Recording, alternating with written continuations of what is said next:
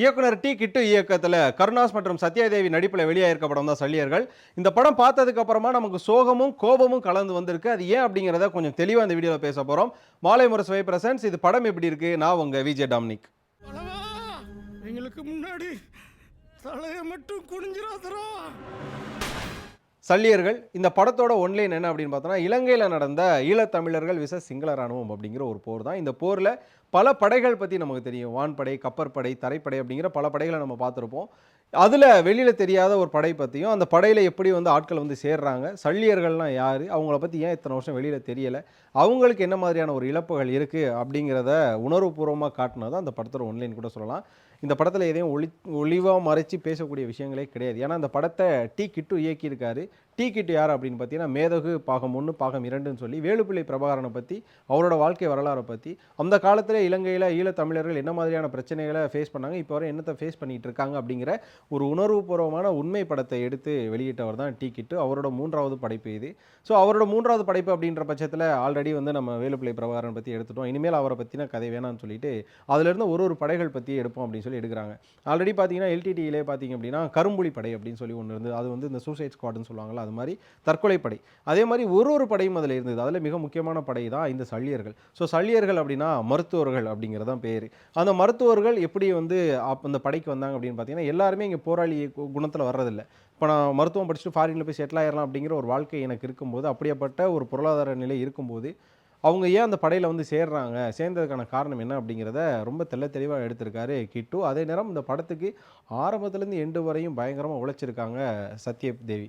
So Sathya Devi பார்த்தீங்க அப்படின்னா, இது ஒரு உமன் சென்ட்ரிக் ஃபிலிம் நம்ம சொல்லிடவே முடியாது. இந்த படத்தோட ஹீரோ, ஹீரோயின் எப்படி வேணா சொல்லலாம். பில்லர்ன்னு கூட சொல்லலாம். அது சத்யாதேவி தான். ஏன்னா ஒரு மருத்துவரா அவங்க வந்து களத்தில நடக்கக்கூடிய ஒரு சண்டையின் போதும், அது வந்து தமிழீழ ராணுவ வீரர்களோ அல்லது சிங்கள ராணுவ வீரர்களோ அடிபட்டதுக்கு அப்புறமா யாரா இருந்தாலும் பாரபட்சம் பார்க்காம களத்தில் அடிபட்டு யாரா இருந்தாலும் மனித உயிரை காப்பாற்றணுங்கிற ஒரு மாண்போட போராடக்கூடிய ஒரு பெண் மருத்துவர் தான். அவங்களுக்கு பின்னாடி இருக்கக்கூடிய ஒரு வழி. ஸோ அந்த அந்த பின்னாடி இருக்கக்கூடிய வழிகளில் ட்ராவல் ஆகக்கூடிய கதையில தான் கருணாஸ் அவர்கள் வராரு. ஸோ அந்த காலத்தில் வந்து எப்படியெல்லாம் வந்து ஒரு தாக்குதல் நடக்குன்னா, அதுக்கு முன்னாடி எதுக்கெல்லாம் ப்ரிப்பேர் ஆனாங்க. ஒரு பக்கம் ஆயுதம் திரட்டுவாங்க தெரியும், இன்னொரு பக்கம் வந்து பொருளாதாரமாக பணம் திரட்டுவாங்க தெரியும். ஆனால் அந்த ஆயுதம் அந்த சண்டையின் போது அடிபட்டா அதுக்கு மருத்துவத்துக்கு என்னென்ன திரட்டுவாங்கன்றது தெரியணும்ல. ஸோ அதை இந்த படம் பார்த்தீங்க அப்படின்னா நல்லா தெரிஞ்சிருக்கும். பங்கர் அப்படிங்கிற வார்த்தையை அதிகமாக யூஸ் பண்ணியிருப்பாங்க. அந்த ராணுவ தளத்தில் 4 பங்கர்கள் இருக்கும். ஒரு கட்டத்தில் ராணுவம் வந்து பங்கர் மேலே அட்டாக் பண்ணலாம் அப்படின்னு நினைக்கிறப்போ அவங்க அட்டாக்கும் பண்ண ஆரம்பிப்பாங்க. அந்த அட்டாக்லேருந்து இவங்க எப்படி தப்பிச்சாங்க, சாகர தருவாயில் கூட இன்னொருத்தவங்களை காப்பாற்றணும்னு நினைக்கிற மாதிரியான ஒரு விஷயங்கள்லாம் அந்த படத்தோட மேக்கிங்காக சூப்பராக இருந்தது. இதில் கிட்டு வந்து டைரக்டராக எங்கே ஜெயிச்சார் அப்படின்னு கேட்டிங்கன்னா, ஆல்ரெடி மேதகு அப்படிங்கிற 2 படங்கள் எடுக்கிறப்போ இலங்கை, சிங்களம், பிரபாகரன் அப்படிங்கிற நிறைய பேர்களை யூஸ் பண்ணதுனால பல பிரச்சனைகளை சந்திச்சார். சொல்லப்போனால் யூடியூபாக இருக்கட்டும், தியேட்டராக இருக்கட்டும், நிறைய இடங்களில் அந்த பேரை பயன்படுத்தினாலே ஸ்ட்ரைக் அடிக்கிறது, அதுக்கப்புறம் அந்த போஸ்டர் டெலீட் பண்ண சொல்கிற மாதிரி நிறைய ரெக்கமெண்டேஷன்ஸ் வரும். அதனாலே ரொம்ப தெளிவானவர் என்ன பண்ணுறாரு, இந்த படத்தில் வந்து பிரபாகரன் அவர்களோட பெயரை வந்து கரிகாலன் அப்படி மாற்றினார்.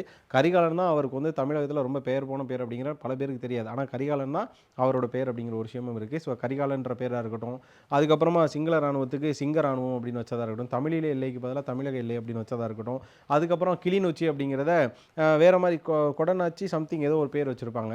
ஸோ அங்கே ஒரு மருத்துவ குழு, அதுக்கப்புறமா ஒரு ரேடார்னு சொல்லி பல விஷயங்களை வந்து ரொம்ப டீட்டெயிலாக காமிச்சிருந்தாரு.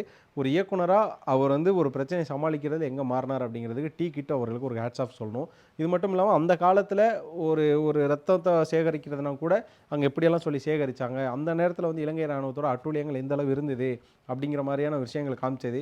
திரும்ப ஒரு பீரியாட்ரிக் போனோம் அப்படின்னா, அந்த பீரியாட்ரிக்கு அவங்க ஒர்க் பண்ண விதங்கள் அப்படிங்கிறது இன்னும் அழகாக இருந்தது. ஒரு ராணுவ வீரன் போனால் திரும்ப அந்த இடத்துக்கு அவனோட தம்பி தான் வரணும்னு கிடையாது, காதலியும் வருவான்ற மாதிரி அங்கே ஒரு சீன் வச்சுருப்பாங்க. அது கொஞ்சம் உணர்வுபூர்வமாக இருக்கும். நாங்கள் எல்லாருமே வந்து இப்போ சண்டை போடுறது எங்களோட அடுத்த தலைமுறை வந்து சுதந்திர காற்றை வந்து சுவாசிக்கணும் தான் அப்படின்னு சொல்லி மறுபடியும் சுதந்திரம் சார்ந்த ஒரு உணர்வுபூர்வமான கதையை கிட்டு இங்கே பேசியிருக்காரு. இந்த படம் ஆரம்பத்துலேருந்து எண்டு வரையும் நிறைய பேர் சொன்னாங்க, ஒரு வெற்றிமாறன் படம், அதுக்கப்புறம் செல்வராவோட புதுப்பேட்டை மாதிரி ரொம்ப ரத்தம் தெரிக்கும் காட்சிகளை பார்க்குறதுக்கு உங்களுக்கு சகிப்புத்தன்மை இருந்தால் அந்த படத்துக்கு வாங்கன்ற மாதிரி நிறைய பேர் என்கிட்ட சொன்னாங்க. சரி, அப்படி என்னடா சகிப்புத்தன்மையோட நம்ம இந்த படத்தை எடுக்க போகிறாரு கிட்டு அப்படின்னு சொல்லி உள்ளே போய் பார்த்தா, அது சகிப்புத்தன்மைலாம் இல்லை. உங்களுக்கு அந்த உணர்வு இருந்தது இந்த படம் வந்து ரொம்ப ஈஸியாக ஒட்டிடும் அப்படிங்கிறது தான். அப்படியாப்பட்ட ஒரு கதையை அவங்க கொடுத்துருக்காங்க. அதுக்கப்புறம் அடிப்படுற விதம், அந்த மருத்துவம் பண்ணுற விதம்னு சொல்லி பல விஷயங்களை காட்டி சல்லியர்கள் அப்படிங்கிறதுக்கு ஒரு நல்ல ஜஸ்டிஃபிகேஷனையும் கொடுத்துருக்காங்க. இதெல்லாம் இந்த படம் பார்த்ததுக்கப்புறமும் இந்த படத்தோட பேக் ஸ்டோரி கிடைக்கிறப்பவும் இந்த படம் நகர விதத்துலேயே நம்ம கிடைக்கிற சோகங்களும் எமோஷனும் ட்ராவலும். அதே நேரம் இந்த படம் பார்த்ததுக்கப்புறம் கோவம் இருக்குது அப்படின்னு சொன்னேன் தெரியுமா? அது என்ன அப்படின்னு பார்த்தீங்கன்னா, இந்த படம் வந்து ஜனவரி மாதம் அந்த மாதம் ரிலீஸ் ஆகுது. அதாவது 2026 பிறந்து முதல் வாரம் ரிலீஸ் ஆகக்கூடிய பல படங்களில் இது ஒரு மிக முக்கியமாக தமிழர்கள் பார்க்க வேண்டிய, நிறைய பேருக்கு தெரிய வேண்டிய, நீங்கள் போய் தியேட்டரில் தான் பார்க்கணும் அப்படின்லாம் கிடையாது, நிறைய பேர் தெரிஞ்சுக்க வேண்டிய ஒரு படம். அப்படிங்கிற பட்சத்துக்கு இந்த படத்துக்கு வெறும் 30 ஸ்க்ரீனிங்குள்ளே தான் கிடச்சிருக்கு. இந்த 30 ஸ்க்ரீனை வச்சு என்ன பண்ணுவாங்க அப்படிங்கிற விஷயம், சரி ஸ்க்ரீன் கூட விடுங்க, அது வந்து ஒரு மல்டி கார்ப்பரேட் அரசியல் பிஸ்னஸ் என்னத்தை வேணால் சொல்லுவோம். ஒரு படத்தை ஒரு 50 ஸ்க்ரீன் கூட நாங்கள் கொடுக்க மாட்டோம் அப்படின்னா என்னத்தை நீங்கள் கலட்டி எடுத்துகிட்டு போக போகிறீங்க, எங்களுக்கு ஒரு விஷயம் இருக்குது. ஏன்னா 9ஆம் தேதி தான் ஜனநாயகன் ரிலீஸ் ஆகுது, 10ஆம் தேதி பராசக்தி ரிலீஸ் ஆகுது, 2ஆம் தேதி இந்த படம் ரிலீஸ் ஆகுது. அங்கிட்டு உங்களுக்கு எப்படி பார்த்தாலுமே ஒரு 6 நாள் கேப் இருக்குல்ல, 6 நாள் 7 நாள் கேப் இருக்குல்ல, 9ஆம் தேதி 7 நாள் கேப், 7 நாளில் ஒரு ஸ்க்ரீன் கொடுத்தா என்ன ஆக போகுது? அப்போ ஸ்க்ரீன் கொடுக்க மாட்டேன் அப்படிங்கிற ஒரு விஷயம், ப்ரொமோஷன் கொடுக்க மாட்டேங்கிற விஷயம், இந்த படம் ரிலீஸ் ஆகிற வரையும் கொடுக்கக்கூடிய பிரச்சனைகள் சொல்லி சுரேஷ் காமாட்சி மேலே கொடுக்கக்கூடிய ஒரு அழுத்தம். ஏன்னா அவர் தான் அந்த படத்தை வந்து ஒரு பக்கம் வந்து ப்ரொடியூசராக இருக்காருன்ற பட்சத்தில் அவர் கொடுக்கக்கூடிய அழுத்தம், அவர் வைக்கக்கூடிய கோரிக்கைகள், அவர் படம் முடிஞ்சதுக்கப்புறம் ப்ரெஸ் மீட்டில் போட்டு பிளாஸ்ட் பண்ணுறாரு எல்லாத்தையும், அதை சொல்கிறப்ப தான் நமக்கும் இருக்கு. ஏன்டா நம்ம லாங்குவேஜில் நம்ம முன்னோர்கள் இல்லைனா வந்து நம்மளோட இனம் சார்ந்த மக்கள் பட்ட ஒரு வழியை ஒரு படம் எடுத்து ரிலீஸ் பண்ணுறதுக்கு இங்கே ஒரு தேட்டர் கொடுக்க மாட்டீங்க அப்படின்னா, அப்போ எதுக்கு தாண்டா நீங்கள் தேட்டர் கொடுப்பீங்கன்ற மாதிரியான ஒரு சந்தேகத்தை நமக்கே தூண்டி விட்றாங்க. ஏங்க நம்ம வந்து வேறு லாங்குவேஜ் படத்துக்கு ஸ்க்ரீன் கொடுக்குறது இல்லையா? ஒரு பக்கம் வந்து லோக்கா விடுங்க, மஞ்சுமல் பாய்ஸ் விடுங்க. மஞ்சுமல் பாய்ஸே வந்து இங்கே நம்ம ஹிட் அடித்தனால தான் ஹிட் இல்லையா? மஞ்சுமல் பாய்ஸை கூட விட்டுருங்க, அது வந்து ஒரு நார்மல் கமர்ஷியல் என்டர்டெய்னர். மற்ற லாங்குவேஜ் படங்களுக்கு இங்கே வந்து முக்கியத்துவமோ இல்லைனா இங்கே ஸ்க்ரீன் கொடுக்குறது இல்லையா? அப்போ இங்கே வந்து ஆடியன்ஸ் நீ தேட்டர் கொடுத்தா தானே வருவானா இல்லையானே தெரியும். நீ தேட்டரும் கொடுக்க மாட்டே, ஸ்க்ரீன் கொடுக்க மாட்டே, இந்த படத்தை யாருமே பார்க்கக்கூடாது அப்படின்னா அந்த 20 ஸ்க்ரீனே எதுக்கு கொடுக்குற அப்படிங்கிற மாதிரியான ஒரு கேள்வி தான். அதுக்கு அவங்க ஓடிடிலே ரிலீஸ் பண்ணிவிடுவாங்கல்ல. ஸோ அப்போ தேட்டர் கிடைக்குன்ற பட்சத்தில் அவங்க அதுக்கு ஒரு பணம் செலவு பண்ணி உன்னை கட்டி, ஓகே இவ்வளோ ஸ்க்ரீன்ஸ் கிடைக்கும் மக்கள்கிட்ட போய் சேரணும்னு நினைக்கிறப்ப நீங்கள் வந்து ரொம்ப 30க்கும் குறைவான ஸ்க்ரீன்ஸ் கொடுக்குறப்போ அதை அவங்க ஓடிடியில் கொடுத்துருப்பாங்கல்ல. இன்னொன்று மேதகு எடுத்த இயக்குனர் எடுத்த ஒரு படம் சொன்னாலே இங்கே பல பேருக்கு தெரிஞ்சிடும். அதான் ஒன்று சொல்லுவாங்க, காற்றை வந்து கையை வச்சு அடக்க முடியாது, தண்ணியை வந்து நீங்கள் கேரி பேக்கில் போட்டு மூட முடியாதுன்னு சொல்லுவாங்க. அதே மாதிரி தான் இங்கே படைப்பாற்றலை என்றைக்குமே நீங்கள் ஸ்க்ரீன்ஸை வச்சு குறைச்சி மதிப்பிட முடியாது அப்படிங்கிற ஒரு விஷயம் இருக்குது.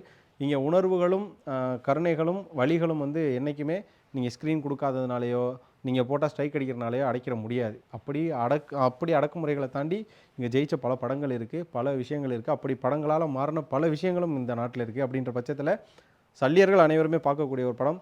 உங்கள் ஏரியாவில் இந்த படம் வந்து தியேட்டரில் ஓடலை அப்படின்னா இது என்ன ஓடிடியில் ஓடுதுன்னு நீங்கள் வந்து தயவு செஞ்சு பாருங்கள். பார்த்தீங்கன்னா உங்களுக்கு இன்னும் கொஞ்சம் கிடைக்கும். நீ ஏன்டா இதுக்கு இந்த படத்துக்கு இவ்வளோ ப்ரொமோஷன் பண்ணுற, பைசா வாங்கிட்டியா, ரெக்கமெண்டேஷன் அப்படிலாம் கேட்கலாம். அப்படிலாம் கிடையாது. இது ப்ரொமோஷனோ பெய்டு ப்ரொமோஷனோ ரெக்கமெண்டேஷனோ எதுவுமே கிடையாது. இது நம்ம எல்லாரும் பார்த்து தெரிஞ்சுக்க வேண்டிய ஒரு படம்.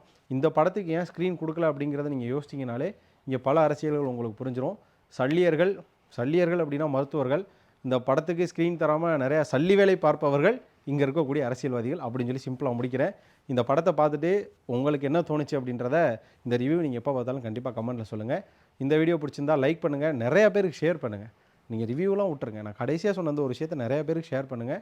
இந்த படத்தை இன்னும் அடுத்த இடத்துக்கு எடுத்துகிட்டு போயிட்டு இன்னும் இப்படியாப்பட்ட மக்கள்லாம் வாழ்ந்தாங்க, இவ்வளோ கஷ்டத்தை அனுபவிச்சாங்க அப்படிங்கிற நிறைய அடக்குமுறைகளை நிறைய பேருக்கு எடுத்து சொல்ல வைங்க. இந்த ஜனவரி 2 ரிலீஸ் ஆன படத்தில் இதுக்கு தான் கம்மி ஸ்க்ரீனு. இருந்தாலும் இந்த படம் வந்து வசூல் ரீதியாக இல்லைனாலும் மக்கள் மனசில் வெற்றி பெறணும்னு நான் நினைக்கிறேன். இதுதான் நீங்கள் பண்ணக்கூடிய ஒரு நல்ல விஷயமாகவும் இந்த நியூ இயரோட ஒரு பெஸ்ட் விஷயமாகவும் நான் நினைக்கிறேன். நன்றி.